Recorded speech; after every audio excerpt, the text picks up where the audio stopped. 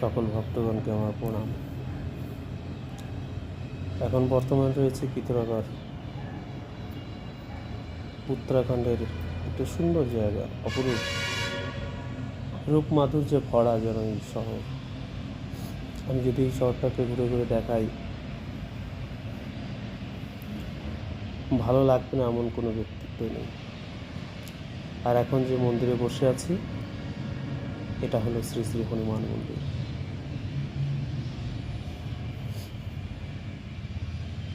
সুন্দর শীতল হাওয়া বইছে। দেখো, মন্দিরটা তোমাদের দেখাচ্ছি। দেখো, আর ওই যে দূরে পাহাড়ের কোলে সমস্ত বসতি, ধাপে ধাপে সমস্ত ঘরগুলো গড়ে উঠেছে। জয় হরি বল।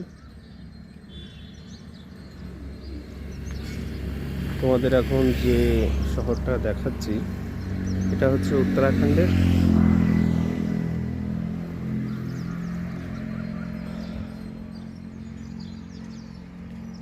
পিথোরাগড় শহর। কত সুন্দর পরিবেশ, পাহাড়ের কোল দিয়ে সমস্ত ঘর।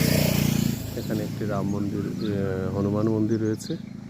কালকে এই হনুমান মন্দিরে গতকাল রাত্রে ছিলাম, সেখানে সেবা শান্তি খুব সুন্দরভাবে হয়েছে। হরিবল। এই শহরটাকে তোমাদের দেখাচ্ছি। হরিবল হরিবল। এখান থেকে সোজা চলে যাব ধারচুলা হয়ে গুঞ্জি হয়ে সোজা আদি কৈলাস, একদম চীন দেশের কাছে। হরিবল হরিবল।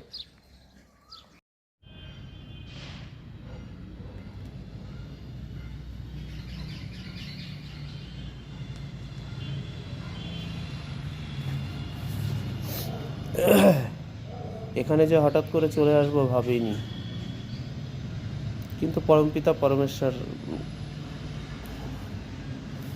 যখন ডাক আসে তখন তো যেতেই হয় সেখানে।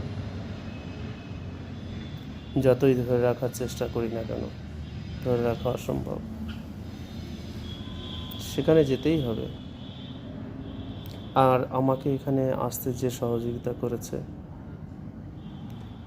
সেই মাকে আমার সশ্রদ্ধ ভালোবাসা এবং প্রণামও জানাই।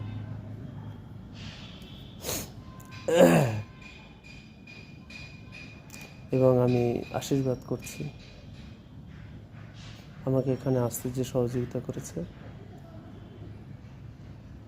সেই মায়ের মনস্কামনা সর্বসিদ্ধি হোক। এই হনুমান মন্দিরে বসে তার প্রতি আমার আশীর্বাদ। তা শুধু তার একার প্রতি নয়, আরও যারা ভক্তগণরা আমায় যারা ভালোবাসো বা আমাকে যারা চেনো, আমার এই দুর্গম যাত্রাপথে তোমাদের সকলের প্রতি আশীর্বাদ রইল আমার। এখান থেকে আরও বহু পথ আমাকে সামনে এগোতে হবে।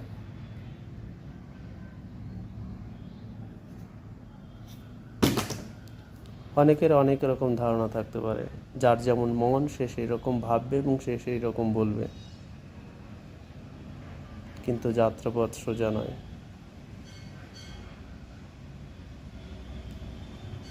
অনেক হরিভক্তরা বলে থাকে গৃহে বসে সব কিছু হয়। যারা বলেন গৃহে বসে সব কিছু হয়, তাদের পক্ষে ওইটাই ঠিক। আর যারা মনে করেন যে না, বিশ্ব ব্রহ্মাণ্ড প্রভুর,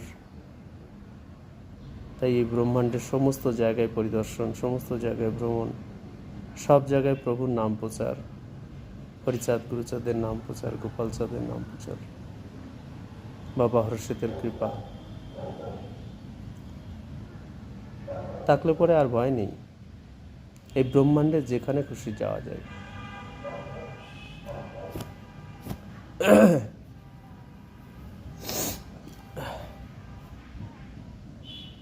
যার যেমন বুদ্ধি, যার যেমন জ্ঞান, সে সেই রকম কথা বলে।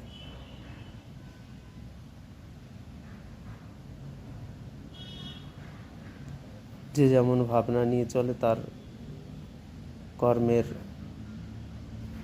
জায়গাটাও ঠিক সেই রকমই তৈরি হয়। যাই হোক,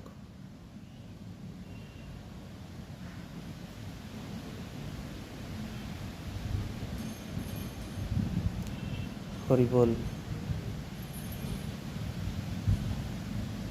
রামন পাগল, আমরা যাকে বীর হনুমান বলে জানি, এটা তেনারি মন্দির।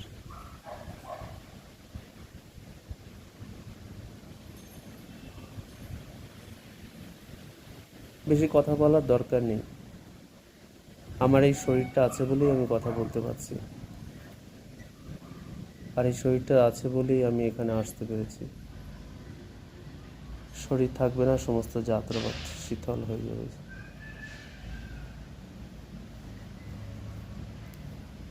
আমি থাকলেই বা কি, আর না থাকলেই বা কি, কারো কিচ্ছু আসবেও না, যাবে না।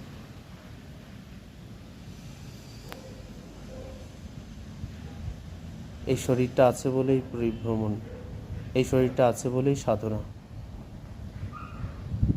যতক্ষণ এই শরীরে থাকতে পারি ততক্ষণই যাত্রাপথ। হরি বল, হরি বল। কথা বলার মতো শক্তি বা সামর্থ্য দুটোই হারিয়েছি, এতটাই জটিল যাত্রাপথ। তোমরা হয়তো শুনে থাকবে স্বামী নিখিলেশ্বরানন্দ মহারাজ,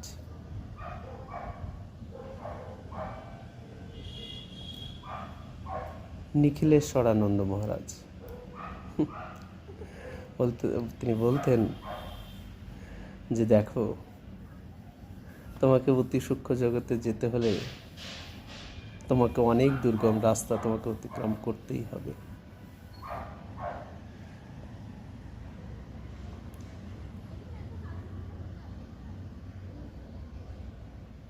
অনেক সূক্ষ্ম পথে তোমাকে যেতে হবে। আমি এই কথাগুলো বললেই বা কি হয়, আর না বললেই বা কি হয়। তবু যার প্রয়োজনে লাগবে সে নেবে, যার প্রয়োজনে লাগবে না সে এড়িয়ে যাবে। সিদ্ধ মহাত্মাদের যে রাস্তা, যে পথ তারা গমন করেছেন, যে পথ দিয়ে তারা হেঁটেছেন, সংস্কৃতে একটি কথা আছে, মহাজন ও স্বগত সুপন্থা, অর্থাৎ মহাজন যে পথে গমন করেন সেটাই সঠিক পথ। আর আমি যে পথ দিয়ে হাঁটছি এটা মহাজনদেরই হাঁটা পথ। বহু মহাজন, মহাজ্ঞানী মহাজন যারা সুদূর অতীতে এই পথ দিয়ে হেঁটেছেন এবং তারা এখন বর্তমানে সূক্ষ্মরূপে বিরাজ করছেন, স্থূল শরীরে নেই। এই যাত্রাপথ শুধুমাত্র তাদেরই জন্য।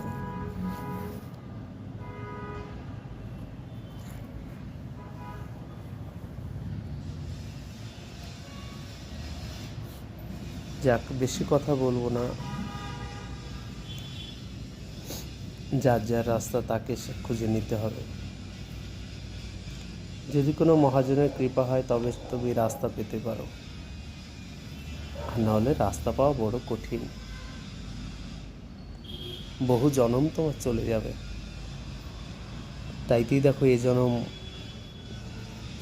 কত বছর পেরিয়ে গেছে, অতিক্রান্ত হয়ে গেছে। তবে যাত্রা যে সঠিক এটা নিশ্চিত।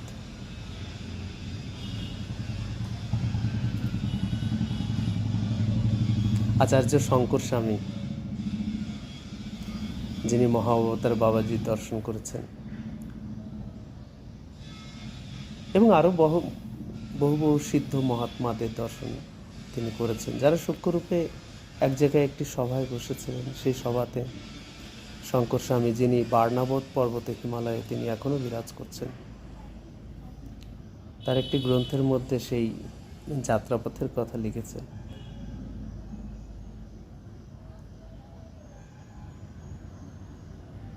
বাড়িতে বসে হরিনাম করব, স্ত্রী পুত্র কন্যাদের নিয়ে, এটা খুবই সুন্দর, অতি সুলভ, পুণ্য সঞ্চয় হবে। কিন্তু আপনাকে আরও যদি এগোতে হয় তবে আর একটু কঠিন পথ অবলম্বন করতে হবে।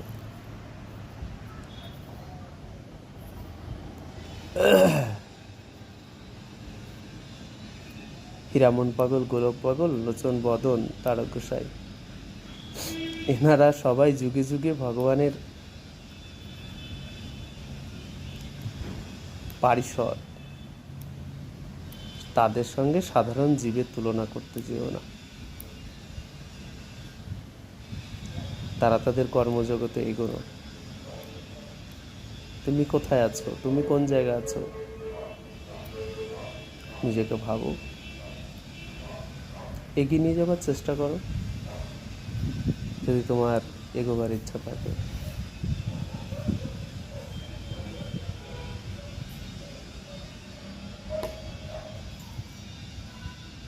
সন্ধান জানতে হয়,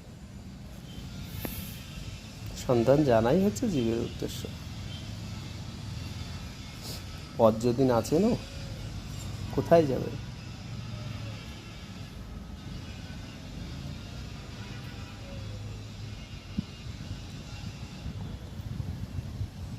আমি দূর থেকে পরমারাধ্য গুরুদেবকে প্রণাম জানাই, ভক্তি জানাচ্ছি। হরি বল, হরি বল। যাক, আর বেশি কথা বলবো না। ভালো থেকো।